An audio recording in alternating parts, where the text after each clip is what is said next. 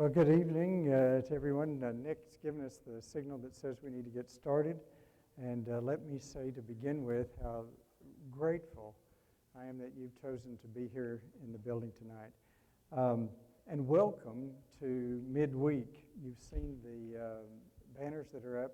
This is sort of our renaming of the Wednesday night effort to create a community that was basically ransacked by COVID.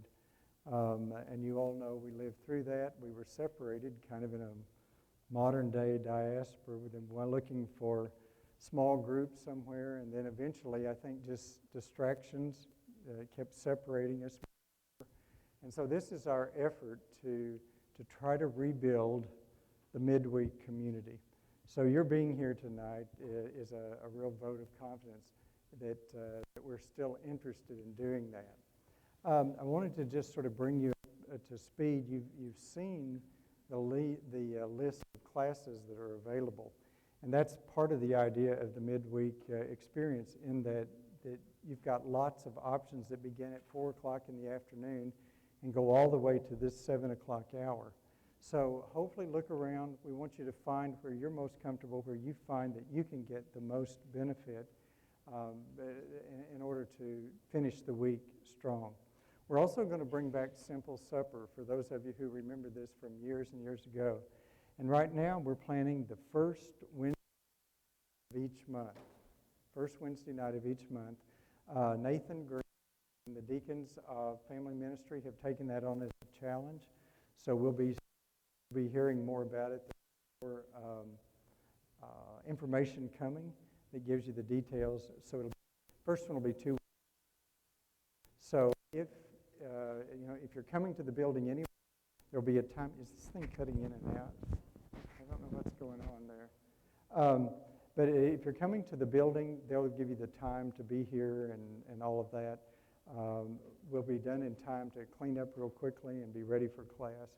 So we want it to be a time where moms or dads or whoever's responsible for the evening meal doesn't have to worry about it that night.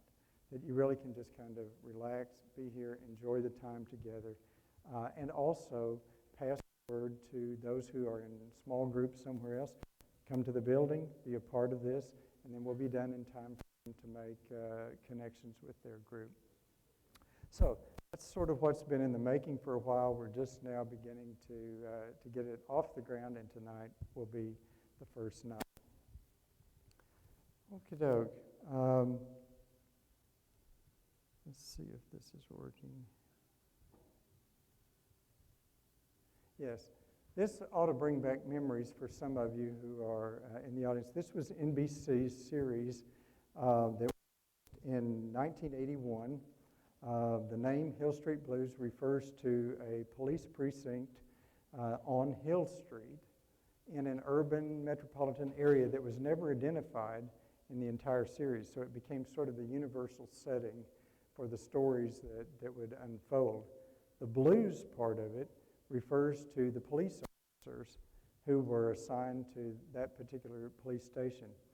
And if you remember, the opening little vignette of every episode had Sergeant Phil, who the officers together in the room, and he begins to kind of go over what's happening in the community, what their assignments are going to be. And then he finishes with this same line every week. Let's be careful out there. And you remember that, In fact, if you hear it now, let's be careful out there. It just sort of is associated with Phil and this admonition to pay attention to what's going on. And there was a reason for that, a reason to be careful out there, and there still is. And as we were talking about, sort of how to identify this midweek community, it sort of occurred to me that maybe we should have called it Midweek Blues. Because in a lot of ways, this is our police station. I mean, we come in here, we sort of gather together, we hear about what's going on in the community, we get our assignments, we sort of come up with a strategy on how we're going to engage the community that we're living in or working in. And then we hear that admonition just as we begin to walk out the door. Let's be careful out there. And again, there's just as much reason for us to be careful as there was for Phil to remind the officers in his precinct. There's a war going on. I don't have to tell you about that. The battle is not always visible to us, but the casualties are. I mean, all we have to do is look around, and we see families that have just fallen apart under all kinds of stresses. If you look at the adolescent group and suicide attempts or risks, that's gone steadily up over the last several years, particularly as a result of COVID isolations and the stress and strain that came from all of that. If we look at our neighbors and our colleagues, and sometimes we just see them sort of walking around with this flat affect, beaten up by all sorts of things that leave depression and despair and a sense of hopelessness. And I think it's a reminder to us that the war that's going on is no respecter of persons. That there's not any one of us who is immune or protected to the extent that we're not at some risk. I think we also know from years and years of being reminded of this that when Paul wrote to the Ephesians, it was really a warning to let's be careful out there. And you know what he'd said. Let me tell you about this struggle that's really not against flesh and blood. It's really about the rulers, the authorities, the powers of the dark world, and against the spiritual forces of evil in heavenly realms. That's a little beyond our sight, but we feel the effect. And then James adds another dimension to it.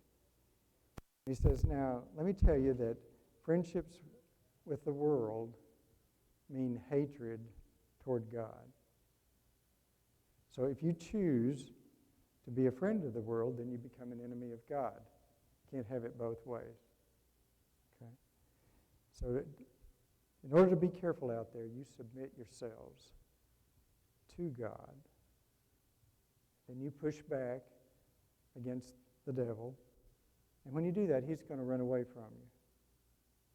And then you draw close to God.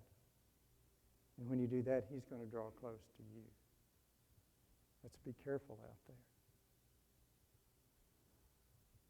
If we were going to diagram this, as the semester goes along, you're going to know that I do a lot better with a whiteboard because I have to see what I'm talking about in order to remember it, or if I can spell it correctly. Nick reminds me of my big error early last spring on that.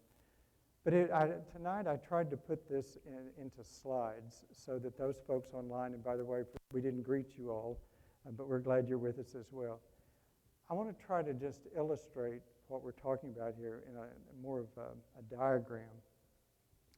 I don't think any of us would disagree with the fact that Satan hates God.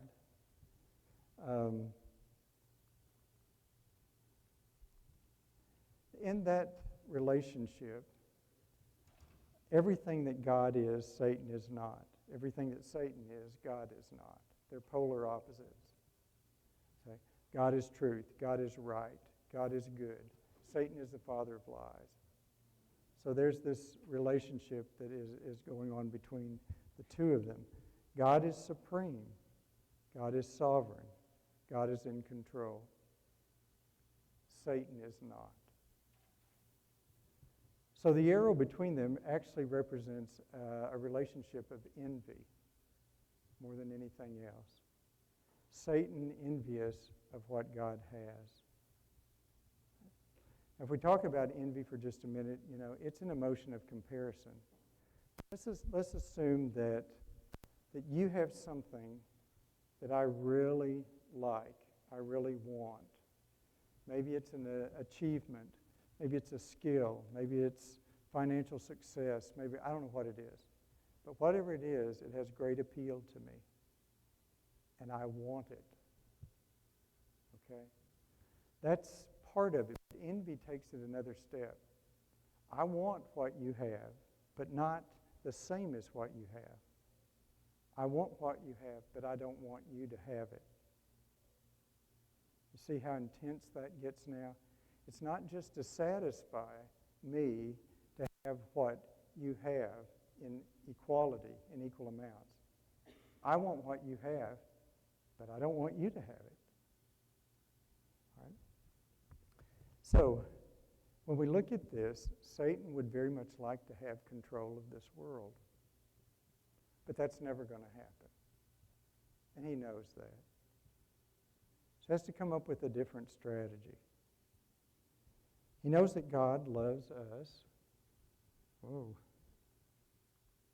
He loves us, that we're important to him, that we were important from the beginning, that we're sort of the crown jewel of the creation, as tainted and tarnished as we may be. He loves us. Okay? So the strategy for Satan, if he cannot have what God has, if he can't be in control, then he'll do what he can do to make God uncomfortable, if you can follow that. I realize that's a little bit of a license there. But he wants to get at God by doing something that makes him uncomfortable with who he is and where he is. Now, if you think about that, you're ahead of me here, because that's going to put the burden on us. Okay? Because if he really wants to get at God, but he can't have what God has, and he's going to do his best to take away what God loves. And that would be us. So in the diagram up here, the important piece to take away from this is we're just collateral damage. Satan does not care one thing about us. Our peace, our future, our well-being. He really just doesn't want God to have us. And that's the concept of this battle that's going on that we can't see, and yet we feel it in the process. And so we look at the fatalities that come out of this battle, this war that's here. And you and I, if we were to go around here, you would get it. I know what that feels like. I know the tension. I mean, I don't see this warring thing around me, but I know what it feels like when I'm tempted and I'm struggling and I'm having to push back and I'm tried by all of these things. But the greater risk, and maybe the greater sorrow, is that when we look around and we see our children who are broken, or who are wounded, who are cast aside in this whole battle because they were ill-prepared to defend themselves. So as we sort of begin to jump into this is what's playing in the background. They are at risk, just as we are at risk. May have lived a little longer, may have survived a few more onslaughts. But at the end of the day, have we prepared them well to be able to survive this? All right. Last spring, we had 2 weeks to sort of get ready for this. We had a lot of time. We could kind of go through it slowly. So I'm going to use the rest of the time tonight to just hit high points. Some of you were here, some of you weren't. We're going to try to get it all on the same page. And then next week we jump into the first real text to look at. Some of the slides might look a little familiar to you. I pulled some of them out from the spring. But I think at the end of the session, we'll all be in the same place. The year is July 14, or the date is July 14, 1789. The cultural divide in France has reached a breaking point at that point. Economic stress, political unrest, theological wave, new wave of thinking that's coming across the country. And so it reaches the boiling point where it's the storming of the Bastille, the political prison, and it is the marker that sets off the French Revolution. Now, for those of you who are history buffs, you know a lot more about that than I do. My images of that, other than Les Mis, which was actually 50 years later, comes from A Tale of Two Cities.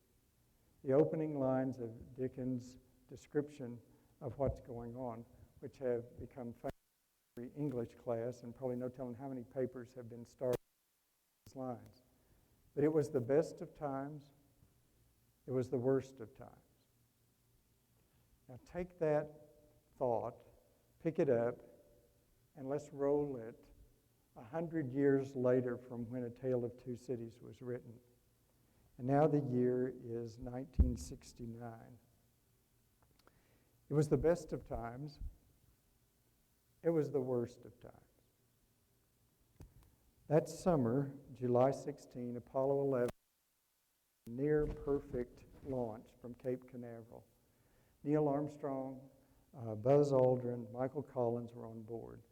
Took them a few days to get to the moon, went into lunar orbit, and on July 20th, the lunar module separated from the mothership and eventually landed in the Sea of Tranquility. For those of you who are old enough to remember, you can still hear the transmission from the lunar surface and all of that static that was going on at the time.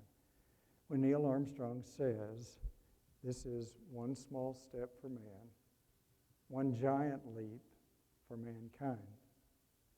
And in that moment, there was sort of this thunderous applause that goes up, from this unity that, something has happened, this patriotic excitement that we're all together, we're on the same page, we've done this together. And yet all of that noise was sort of dampening, in a way, the tremors that we're going to later. Same year, same summer, 1 month later. And this is where we looked at last. The date now is August 15. The moonwalk is July 20. This is Woodstock Music and Art Fair, rural New York, an Aquarian exposition, 3 days of peace and music. It was very poorly planned. 50,000 people were expected, 400,000 showed up. You can imagine the disaster of trying to control the crowd. There were very few who paid admission. They broke down the fences to get in. And as they broke down those fences, they broke down every other moral boundary that had been in place to that point. It rained. Sanitation was inadequate. There were 700 overdoses in that 3-day period of time. Everything was tilting exactly the opposite direction from what had happened a month before. If you go back and look at all of this and kind of read through it again, you can't say anything except that it was a massive defiance, really. Now, it may sound that's harsh and cruel, but people. I mean, this is my generation. This is what was happening. So if I'm going to be critical, we're just going to criticize my folks, okay? It was a statement that said, I'm going to write my own conduct, my rules of conduct from here on out. I mean, it's a new day, and I'm going to take charge of myself. And so this fissure between generations starts to divide in a way that it's not just hidden anymore. It's very obvious. It's out in the open. And it would be hard to say that you could miss that. 400,000 people willing to sit through all that to make that statement. Now, it was galvanized by a lot of protest music. There were groups that played all weekend, names that some of you never heard of, some of them you remember, the Grateful Dead, the Who, Family Stone.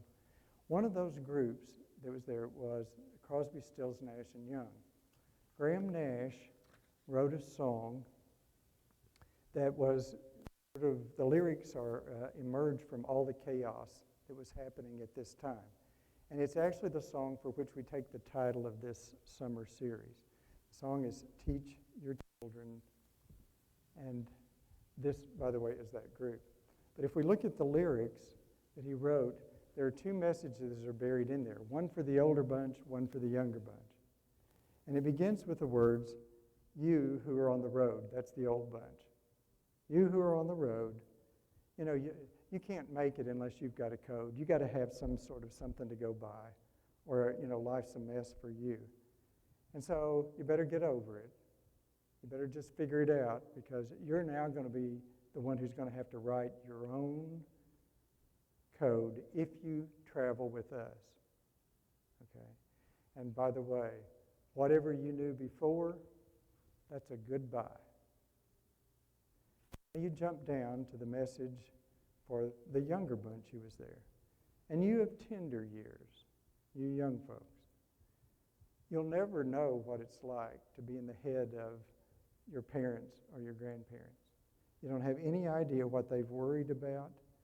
So you're going to have to step up. You're going to have to help them understand really what they need to know, what is the real truth, because they need to get it worked out before they die. Now, how encouraging. But that's the sentiment of the time. That was what was coming out. And if you go to the chorus, it's the world is a mess. You know, everything is falling apart. If they told you, you'd just break down and cry. If they really told you what's in your head and what's going on. There's in the song itself, there's the children who are abandoning the values. There are the parents who are so frustrated because of the lack of respect for all that's gone on before. And the solution, according to Graham Nash, is get over it. Just accept the divide like it is. And you better figure out a way to love each other because you're not going back. That's 1970, 69, 70, 71. Some of us lived through it. Some of you can only see pictures, to give you a clue of what's going on. The real issue is, why do we use Woodstock even as a marker? Why would we even go there to let it sort of set the stage for what's going on? Well, I showed you in the spring a Gallup poll from 2019 that looked at the biggest changes that have occurred since Woodstock, which means the last 50 years. And they're seismic, really, when you see them lined up. We did that as a whiteboard exercise in here, if you remember. Everybody sort of gave us examples of what they thought might be on that list. And before we were done, we had pretty much the list. Just in rapid fire, I want to review that so you can see what has happened. You think of people who are 50, 60, or 70 years old. This has all happened in their life. Okay? And this is a huge shift. The de-emphasis of religious attachment is just a fancy way of saying that the Bible has become dispensable. That it isn't really a source of trusted information for trying to decide what's right and what's wrong. The legalization of marijuana has taken place. 1996, California brought it on board for use, and then in 2012, the western states, Washington and Colorado, added it for recreational use. So it moved from what was put out there as a legitimate use to recreation just in that short period of time. The redefinition of marriage, most of us in this room have lived through that struggle. The Supreme Court decision of Obergefell versus Hodges in 2015, laid out the decision that states need to recognize marriages of same-sex couples. The abortion issue, we've lived through that with Roe versus Wade in 1973, and then the reversal of that in 2022, sending those choices back to states to make the decision. The shift, and you should look at this. Let me give you the details. The shift for approval of premarital sex. If you go to 1969, according to this poll, 70% of the surveyed public would have disapproved. Okay. If you take that same poll in 1972, 3 years later, about the time Nash was writing the song, that had gone to a 50-50 split. If you fast forward to 2000, the statistic is 1/3 of folks who married had lived together prior to that. So this drift has taken place in a very, very short period of time. You go on, homemaking as a less preferred vocation. There is a subtle part of this that's also the rise of single-parent families, which means that option really is not there like it has sometimes in the past. preference for smaller family size, which is the delay of establishing the family, support for gay rights, and then I added to, and you all agreed, that probably COVID has been one of the most significant things that has affected life in the last 50 years. And then the woke movement that brought us cancel culture has also contributed. So all of this since 1970. And this is the basis for, you see the signs of the core curriculum that is coming into Bible class here over the next year, is that there has been so much change, there's been so much generational drift apart, that there are that we cannot make assumptions anymore, that language doesn't mean the same, that understanding doesn't mean the same, that if I say something to you, I can't assume that we're talking about the same thing, particularly when it comes to what governs what's right and what's wrong. So no assumptions. Now, you think all I do is look at old music covers, but some of you will remember Dobie Gray, 1973. You may remember this song. Give me the beat, boy, to free my soul. I want to get lost in your rock and roll and drift away. So that sort of is that same time frame of drifting. And it's captured in the lyrics of the music. It was the solution that was put out there for, everything that was happening. Let's just let go of everything. Not going to hang on to anything anymore. We're just going to drift. I'm going to make the rules as I go, or I can adopt the Woodstock mantra, which is, if it feels good, do it. But in the end, I have no direction, I have no purpose, or if I do, I'm just going to make it up as I go along. Okay. Again, I'm talking about me. I'm not criticizing or judging anybody else. I'm just saying these are my people. This is what I grew up with. Okay. It isn't a surprise that we would be warned about this, because the author of Hebrews was aware that young Christians were being faced with a lot of challenges, a lot of stress about letting go of what they had claimed in the new presentation of the message that Jesus had brought. Persecution was bearing down on them. And so he writes to them in that letter that opens with these words. This is chapter 1, verse 1. So I'm going to write to you guys and just let you know that in the past, God spoke to our ancestors. And he did it through prophets, and he did it a lot of times, and he did it a lot of ways. But more recently, in these last days, he has spoken to us by his Son. Now this is the Son, not a son, but the Son whom he appointed heir of all things, and through whom also he made the universe. He's the real deal. The Son is the radiance of God's glory and the exact representation of his being, sustaining all things by his powerful word. Now that's the opening. And then you go to chapter 2, and he says, we must pay much closer attention to what we've heard, lest we drift away. So how do we manage this drift that separates us? I mean, it's one thing to sit here and talk about, yeah, it exists. Well, that's great, but what do you do about it? Well, I think one of the first things we have to do is understand the differences. That if I'm a child of the 70s, but I'm talking to a child of the teens, 2000 teens, how are we going to communicate? How are we going to use a language that we both understand and make no assumptions about its process? Last spring, we spent a whole Wednesday night looking at the different characteristics of generations, the 7 that make up the last 100 years. We're not going to do that tonight. But I have slides from that show the trends. What has happened to generational thinking in that length of time? And I think this is maybe really key to what we talk about as time goes on. How do we relate? Can we relate? How do we do that?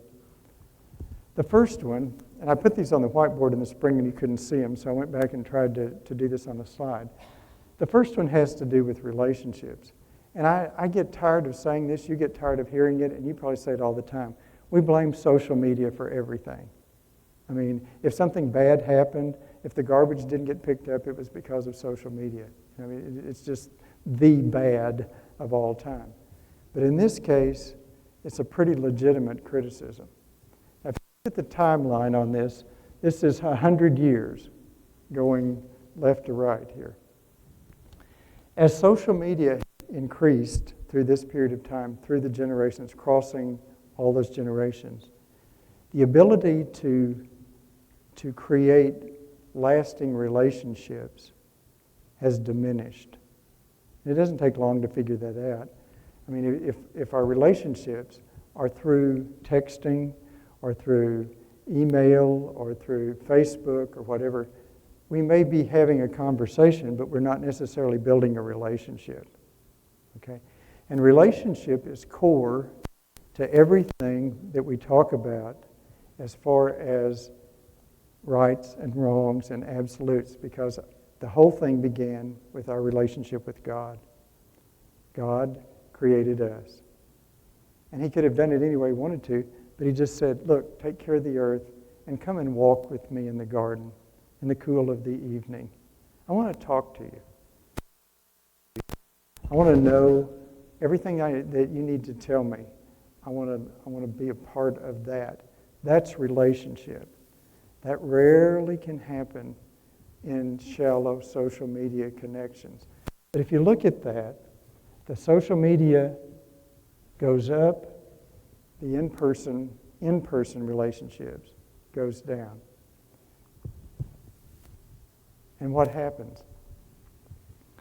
The ability to make an in-person relationship declines because we're not doing it. We don't practice it.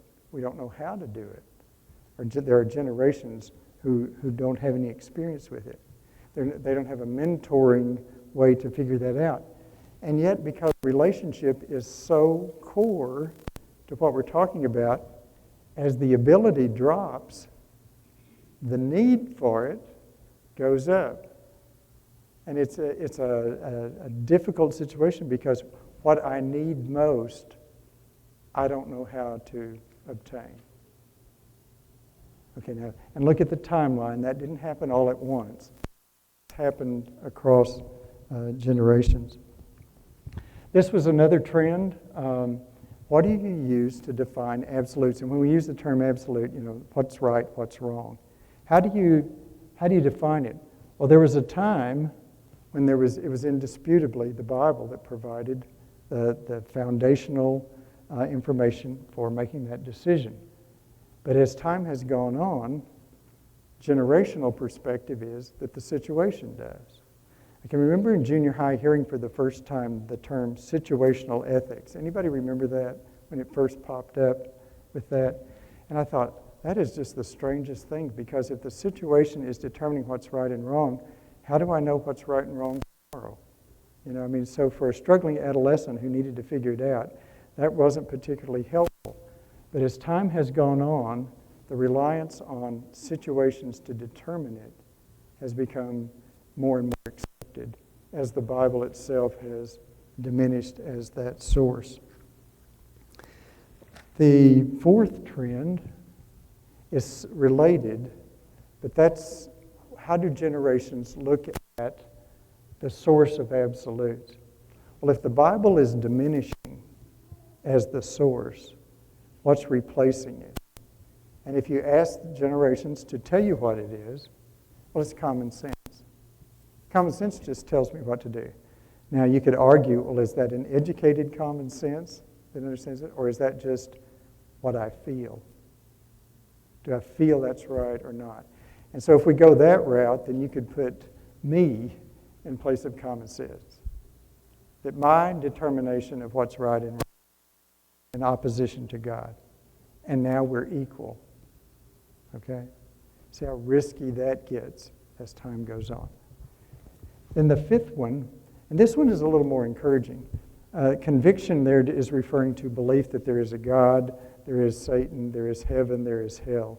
So even though the conviction has diminished with time, that area under the curve are the folks who still claim that. And they're probably more convicted than even time in the past. So the remnant, the survival group there, is very, very committed. But the percentage has dropped significantly. Now, I didn't put up there a bibliography or a reference for any of those trends because I want to offer you a little closer to home. Last Sunday, I had the privilege to be in the junior high, senior high class upstairs. It was the retreat Sunday, but there were about 25 folks who didn't go. So in that class, we were talking about the Bible as the big story, and then how we learn concepts within the big story with smaller stories. This is the metaphors, the similes that are scattered all through it. Tom Alexander on Sunday morning has been talking about the parables of Jesus, and so we use parables as an example of smaller stories in the big story. But toward the end of class, I had about 2 minutes left. I just asked him, I said, can you guys just tell me how you know what's right and what's wrong? It's kind of not out of the blue, but it was kind of out of the blue. And we'd been writing on the whiteboard and all. And so I went back after class and took a picture of this because I want you to see this. These are the 4 things that they told me. This is how you determine what's right or wrong. Your conscience tells you. I'm not exactly sure what that means, whether that's an educated conscience or it's just what I know tells me. God tells you through the Bible. My gut feeling tells me what's right and wrong, or my worldview. Now, those are our kids. Okay, and if I look at that, about 50% of that really would not fall into what I would have assumed. No assumptions. No assumptions. So if we teach our kids well, what is it that we need to be working on? Well, we're going to tease this apart in weeks ahead, but just to start it, this is where I think we're going to have to start. What is an absolute? Well, the easiest way for me to remember it, it's what's right for all people, for all times, for all places. That, I don't know how to say it.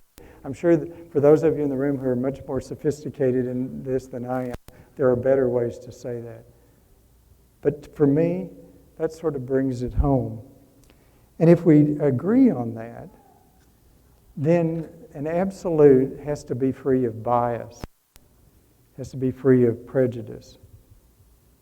And so for it to be an absolute, it can't come from me. Because I can't make a choice or a decision or a statement that isn't affected to some degree by my experience or my preference or my bias. And you can't either, because whatever you lay out there for me is going to be affected by your own experiences. So to find the absolutes, we have to go higher than us. And if you follow the logic to that point, then the only place from which they can originate would have to be the Creator Himself, God Himself. To me, that's a pretty heavy responsibility to figure out how to teach our children that. In 2 weeks, I asked Dale Manor to come, and he'll have the class that night to talk to us about how can we trust and use Scripture in a way that we can present it to our children in a way that they understand it and can appreciate it as a source of absolute. So I hope you'll plan for sure to be here in 2 weeks. That's the first Simple Supper, by the way. So that'll be a big night for us to gather here. So I'm not going to do a lot more with that tonight. We're going to save that. But the imperative, when we say teach your children, the imperative there's an implication who's to teach your children. Well, I'm to teach my children. You're to teach your children. We are collectively really responsible to teach the children of this family. So that we sort of have to back up a minute before we look at the children and all this, and we have to take a look at ourselves. I showed you this back in the spring. This is an excerpt from a book about Generation Z. But it's a breakdown of when we get to do the teaching, there are seasons in life where our role as teacher changes because of where our children are at the time. When they're 0 to 6, they're completely dependent. We are the authorities. We are the micromanagers. We set the rules. We are going to punish the behavior, and we're trying to create order at home. What's acceptable behavior and what's not. You turn the page, and they head off to school. All right, so now we're in 6 to 12. And suddenly their world gets a lot bigger. There are a lot more people who are influencing that. But for us, we're not micromanagers now. We become more the managers. And this is the window where we really get to have the input on their buy-in to the absolutes. Because now it's not enough to say, do this or do that. We have to begin to incorporate, this is why we do this. This is why we. It isn't enough to know what to do. I know a lot of things what to do that I don't do. It isn't enough to know it. I have to want to do it. I have to desire what to do. So helping them in the 6 to 12 range becomes very important in this whole transformation of understanding. And then we move and they cross over. They go from elementary school to the junior, senior high side. And now our changes again. We're moving into more of this supervisory role where we have to allow choice and consequence to become the teacher. The consequence itself becomes the teacher, and we're sort of giving the opportunity for that. And then you move on to graduation, and we're into a career, or we're into. I'm not sure what's going on here, but nevertheless, we take a different role at that point, allowing them to seek us out and more of a collaborative effort. And then we move into the last one that's not up there. David Bangs last week came up to me afterward and he said, there's really a fifth category. 25, a mentor.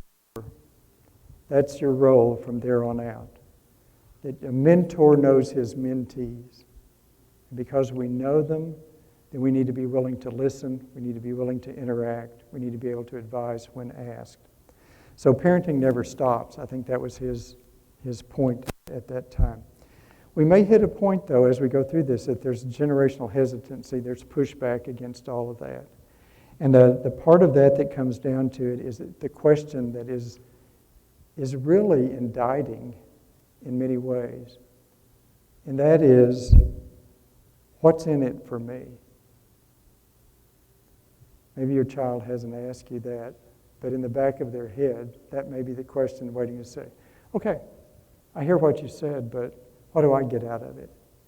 Does it really matter? It's a big question.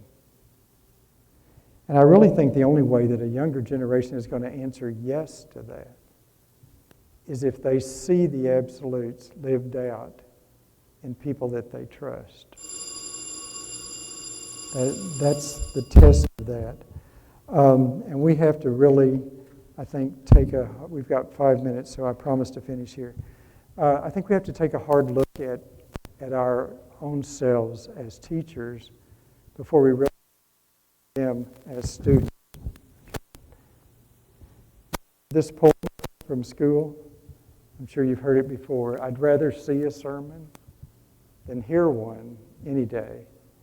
I'd rather one should walk with me than merely tell the way. The eye is a better pupil and more willing than the ear. Find counsel, what I have to say, that's okay. It's confusing, but what I see is always clear. That's 100 years ago. You come forward to something more contemporary. I don't know if you're familiar with Phillips, Craig, and Dean, but this song was out about 20 years ago. I want you just to close your eyes for a minute. I want you to listen to this. Don't read it on the words. Just listen to what it says and see if it resonates. He climbs in my lap for a goodnight hug. He calls me Dad. I call him Bub. And with his faded old pillow and a bear named Pooh, he snuggles up close and he says, I want to be like you. I tuck him in bed and I kiss him goodnight, tripping over the toys as I turn out the light, and I whisper a prayer that someday he'll see he's got a father in God because he's seen Jesus in me. Lord, I want to be just like you because he wants to be just like me. I want to be a holy example for his innocent eyes to see. Help me be a living Bible, Lord, that my little boy can read. I want to be just like you because he wants to be like me.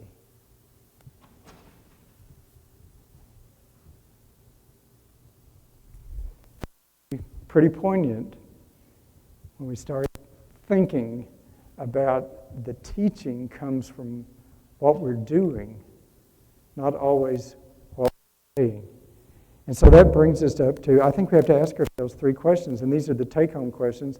They're hard for me every time I write them down because I realize how deficient I am in every one of them.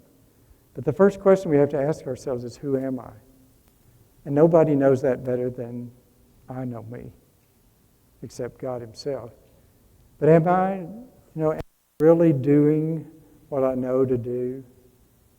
Or is it a big show? Am I just saying the words, not really doing it? Who am I? And then the second question would be, do my children think of me the way I think of me?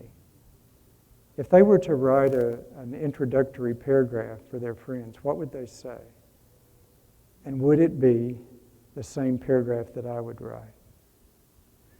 But maybe the most important question is, who does God say that I am? And that may be the hardest one. Because if he asks me, did you understand absolutes? What am I going to say? He said, did you desire to do what's right? What am I going to say?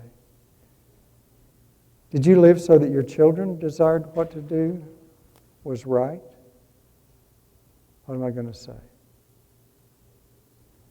The 3 questions that we really need to get our house in order before we jump into how do we teach our children well. Well, I'm going to skip this. There are 3 things that we need to do to think about as we go along. One, we need to translate concept language. So it doesn't do any good to say, you be good, you tell the truth. We need to come up with ways to use metaphors and similes that convey that information. We need to demonstrate what we're talking about in a way that's believable and understandable. And then we need to imitate what we have as examples. Paul is the one who said that. You can imitate me because I'm trying to imitate Christ. So there are those questions. Last thing here is this. This is the premise that is going to guide the discussions from here on out. That if God the Father is parent to Jesus the Son, I hope we would agree that he is, God the Father, Jesus the Son. If we're created in likeness of God with responsibility to parent our children, then our best parenting model is going to be to imitate the relationship between God the Father and Jesus. And believe it or not, there are enough times in Scripture where that actually happens that we can take a real hard look at that and see, what is it that God thought was important enough that he interacted with his Son to emphasize that in the process of what they were doing together. So next week, I would like for this to be collaborative. There's an email address if you want to drop me a note, question, comment, whatever. I need to talk to Jordan about trying to figure out how to use this Google chat room so that this class can interact together. And If I can figure that out, I know you can, but he'll, I'm sure, instruct us. And then just a little preview for next week. How should life change when the pregnancy test is positive? Okay? You guys have a great week. See you.